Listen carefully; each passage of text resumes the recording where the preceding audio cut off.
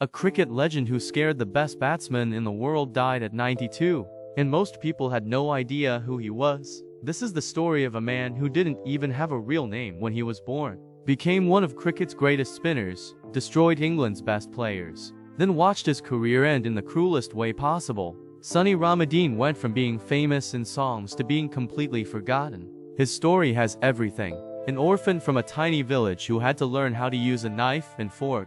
A bowler so tricky that even his own team couldn't tell which way the ball would spin.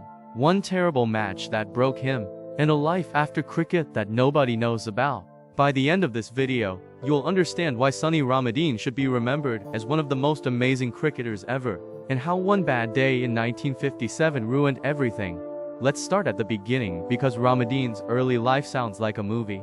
He was born on May 1, 1929, in a place called St. Charles Village in Trinidad. But here's the crazy part. His birth certificate had no name on it, just the word boy.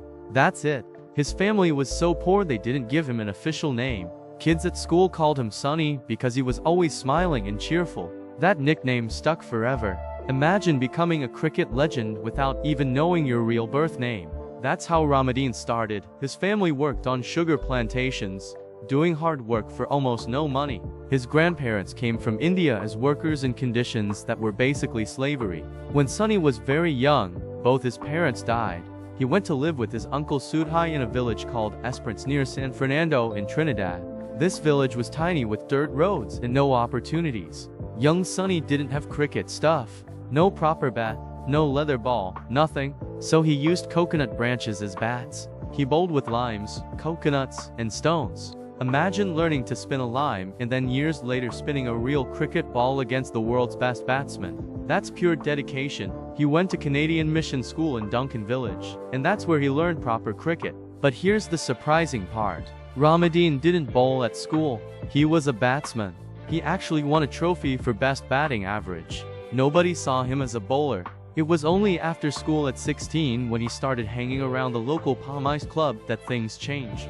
The club wouldn't let him bat in practice because he was just some skinny nobody. So Ramadhin started bowling instead just to be involved. And that's when people noticed something special. Ramadhin could spin the ball both ways without changing his action.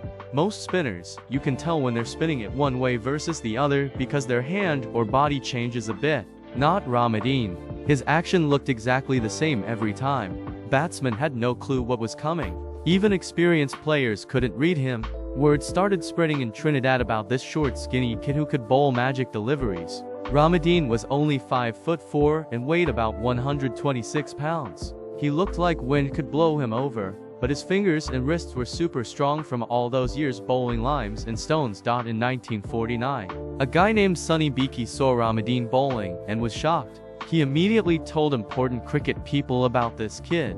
They selected Ramadhin for the Big North vs. South match in Trinidad.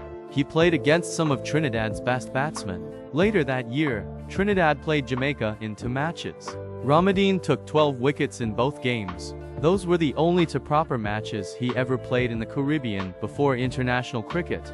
Just 2 matches. That's it. Now here's where the story gets wild. The West Indies selectors were choosing a team to tour England in 1950. England was the home of cricket, and West Indies had never won a test series there. The selectors did something crazy. They picked Sonny Ramadhin, a 20-year-old who had played exactly 2 first-class matches. Everyone thought the selectors had lost their minds. This complete unknown was going to face England's best batsman. But the captain John Goddard had a feeling. Sometimes you have to gamble. Ramadhin had never left Trinidad before. He'd never been on a ship. He'd never seen England. He'd never bowled on grass because Trinidad used mat wickets. When he got on that ship to England, the senior players had to teach him how to use a knife and fork properly. He didn't know what fielding positions were called. He'd never heard of England's famous batsmen. And yet this kid was about to change cricket history. When English newspapers printed his name, they called him TT Ramadhin because they said nobody could go through life without initials. Ramadhin later said he never found out what KT was supposed to mean. He was just Sonny to everyone. The first test match was at Old Trafford in Manchester. West Indies lost badly. Ramadhin only took 4 wickets. People said the selectors made a huge mistake. But then came the second test at Lord's, the most famous cricket ground in the world. This is where everything changed. When England batted, Ramadhin was unbeatable. He took 7 wickets for 49 runs in the first innings, 7 for 49. At Lord's, in his second ever test match, batsmen couldn't figure out what he was doing. They couldn't tell which way the ball would spin. In the second innings he took for more wickets. Final match total was 11 wickets for 152 runs in 115 overs. That's over 115 overs bowled by a skinny 20-year-old. His partner Alf Valentine took 7 wickets. Together they took 18 of England's 20 wickets in that match. West Indies won by 326 runs. It was their first ever victory at Lord's. The West Indian people living in London went absolutely crazy celebrating. Back in Trinidad and across the Caribbean, people were dancing in the streets. A calypso singer named Lord Beginner wrote a song called Victory Calypso. The most famous line was with those 2 little pals of mine, Ramadhin and Valentine. That song became huge. Ramadhin and Valentine became instant celebrities. They were in every newspaper, on every radio show. Everyone wanted to meet them. The series continued and the Spin Twins kept winning. West Indies won 3 matches to 1. Ramadhin finished with 26 wickets at an average of 23.23. For someone playing his first test series, this was beyond amazing. This was history. In 1951, Ramadhin was named one of Wisden's 5 Cricketers of the Year. Wisden is the cricket bible, and being named Cricketer of the Year is one of the highest honors you can get. He was 21 years old. Think about that. Going from a kid with no-name bowling limes in Trinidad to being one of the 5 best cricketers in the world in just a couple years. His life changed completely. He became the first cricketer of Indian origin to play for West Indies. He was a pioneer opening doors for future players, but success doesn't last forever in cricket. In 1951 and 1952, Ramadhin toured Australia. He started well, but Australia's batsmen studied him carefully. They figured out ways to play him. When England toured the West Indies in 1953 and 1954, Ramadhin bounced back. He took 23 wickets in 5 tests, more than any other bowler on either side. England captain Len Hutton said his team still couldn't read Ramadhin even after facing him multiple times. Ramadhin's success came from several things. First was the mystery spin. Nobody could tell from his action whether he was spinning it one way or the other. Even his teammate Clyde Walcott, who kept wicket to him, admitted he couldn't tell which way the ball would spin until it hit the ground. Second was his accuracy. Ramadhin didn't bowl many bad balls that batsmen could hit for boundaries. He kept pressure on by landing the ball in the right spot again and again. Third was his stamina. He could bowl long spells without getting tired. And fourth was fear. Ramadhin himself once said that batsmen being scared of him was worth 3 wickets per match. Batsmen were afraid before he even bowled. He also had this unique look. Ramadhin always bowled with his cap on and his shirt sleeves buttoned all the way to his wrists. Nobody knew why. Some people thought he was hiding something about his action. Others thought it was superstition. He never explained it, but it added to the mystery. For about 7 years from 1950 to 1957, Sonny Ramadhin was one of the most feared bowlers in world cricket. He played 43 test matches, took 158 wickets, and was part of a golden era for West Indies cricket. But then came 1957 and one test match that would destroy his career. West Indies toured England again. They were favorites to win because they had Ramadhin and an incredible batting lineup. The first test was at Edgbaston in Birmingham.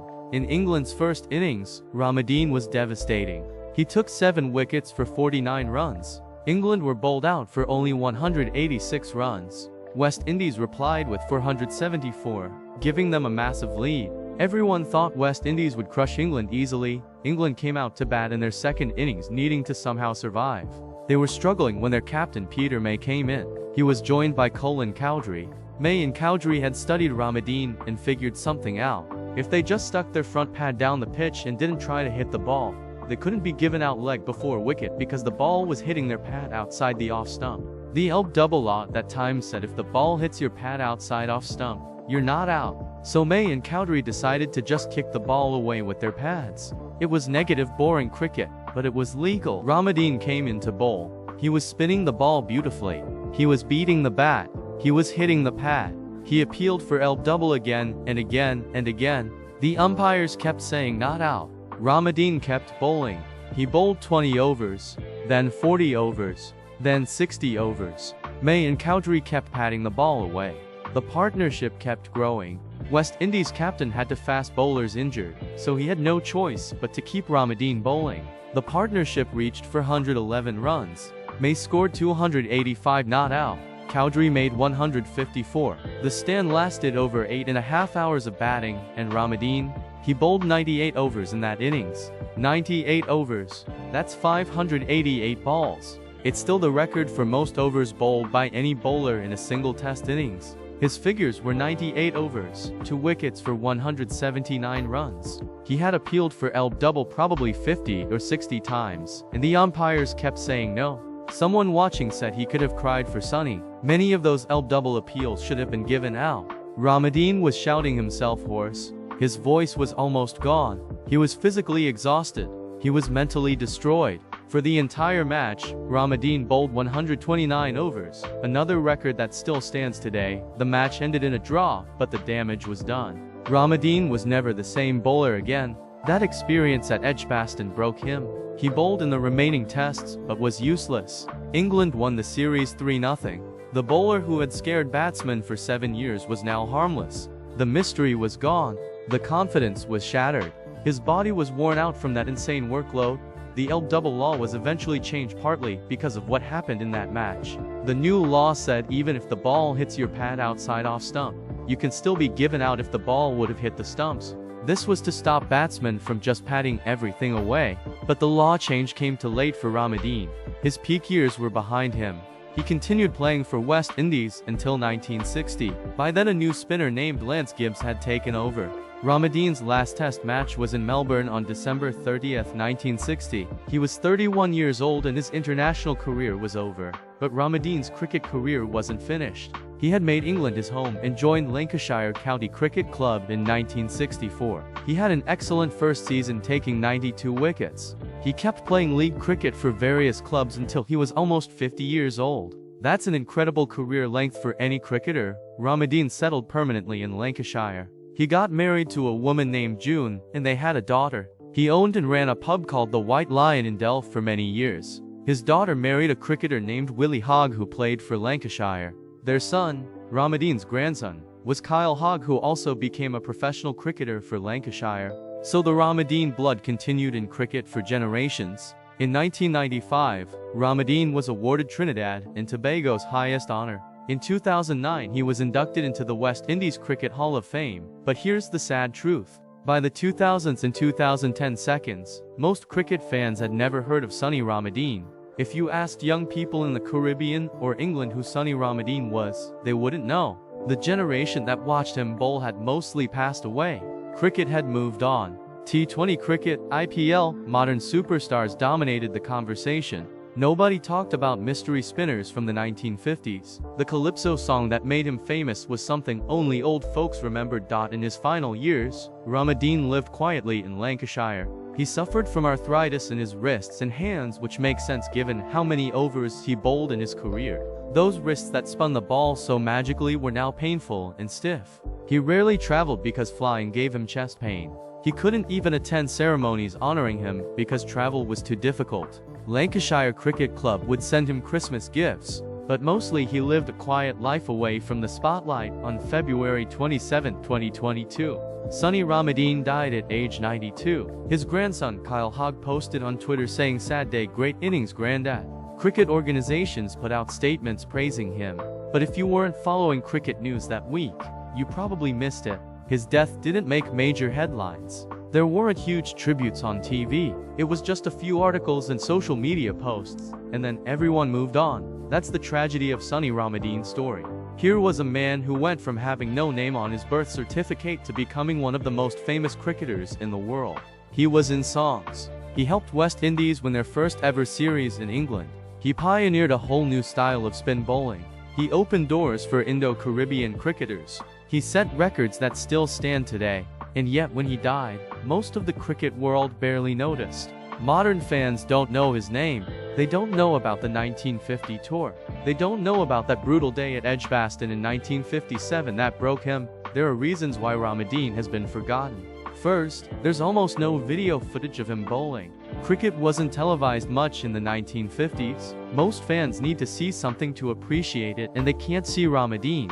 Second, His career was only 10 years. Modern cricketers play for 15 or 20 years, so they stay famous longer. Third, the 1950s feel like ancient history now. And fourth, the way his career ended was so sad that it's uncomfortable to talk about. Nobody wants to remember a legend being broken down by one terrible match, but Ramadhin deserves to be remembered. He deserves to be talked about alongside the great spinners like Shane Warne and Muttiah Muralitharan. He was doing impossible things with the cricket ball. He was a pioneer of mystery spin long before modern spinners confused batsmen. He showed that cricket wasn't just for people born rich. A poor orphan from a tiny village with no name and no resources could become one of the best cricketers in the world through pure talent and hard work. His story is inspiring, heartbreaking, and fascinating all at once. Cricket has a bad habit of forgetting its legends, especially those who played before television. If you ask cricket fans today about the 1950 West Indies tour, most won't know anything. They won't know about Ramadhin and Valentine. They won't know about that incredible summer when two unknown spinners destroyed England. All of that history is fading away because nobody talks about it. Ramadhin's final years were spent living quietly, suffering from arthritis and health problems, unable to travel to events honoring him. He went from being a global celebrity to being a forgotten old man. That's cricket's cruel reality. The game moves on and legends get left behind. The lesson from Sonny Ramadhin's life is simple but powerful. Fame is temporary. Records get broken, generations move on, but the impact you have on people's lives and the doors you open for others can last forever.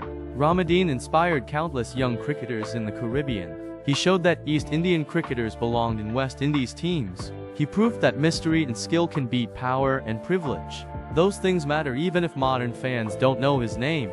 And maybe if enough people hear his story and share it, Sonny Ramadhin won't be forgotten anymore.